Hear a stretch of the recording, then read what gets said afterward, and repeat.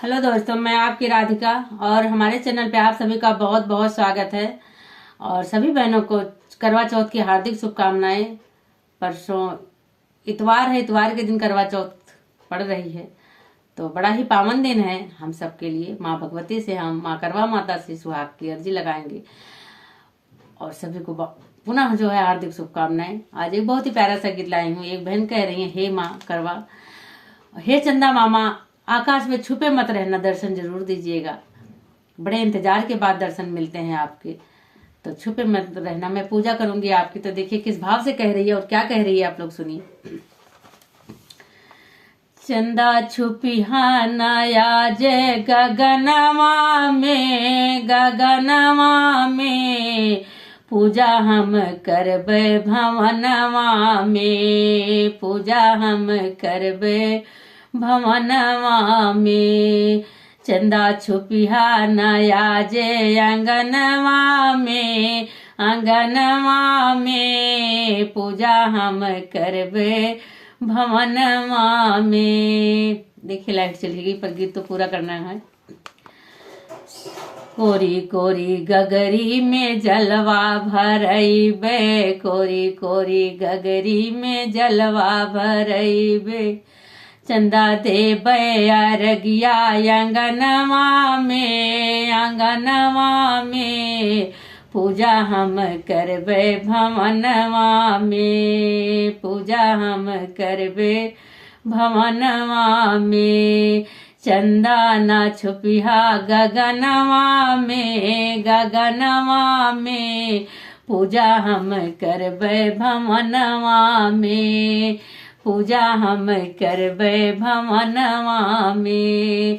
नरियलियो चुनरी के कलसा भरइबे, नरियलियो चुनरी के कलसा भरइबे। पूजन करबे अंगनवा में, अंगनवा में छुपिहा ना चंदा गगनवा में, पूजा हम करबे भवनवा में, पूजा हम करबे भवनवा में। चंदा न छुपिहा गगनवा में, गगनवा में पूजा हम करबे भवनवा में। चौकी सजेबे फूल माला ले अइबे, चौकी सजेबे फूल माला ले अइबे। आरती उतरबे अंगनवा में, अंगनवा में करबे पूजनवा भवनवा में, करबे पूजनवा भवनवा में। चंदा न छुपिहा गगनवा में, गगनवा में करबे पूजनवा भवनवा में, करबे पूजनवा भवनवा में। चंदा न छुपिहा गगनवा में, गगनवा में पूजा हम करबे भवनवा में। खीर पूड़ी हलवा के भोगवा लगइबे, रुचि रुचि तोहरा के भोजना बनइबे, रुचि रुचि तोहरा के भोजना बनइबे। भोगवा लगइबे अंगनवा में, अंगनवा में पूजा हम करबे भवनवा में, पूजा हम करबे भवनवा में।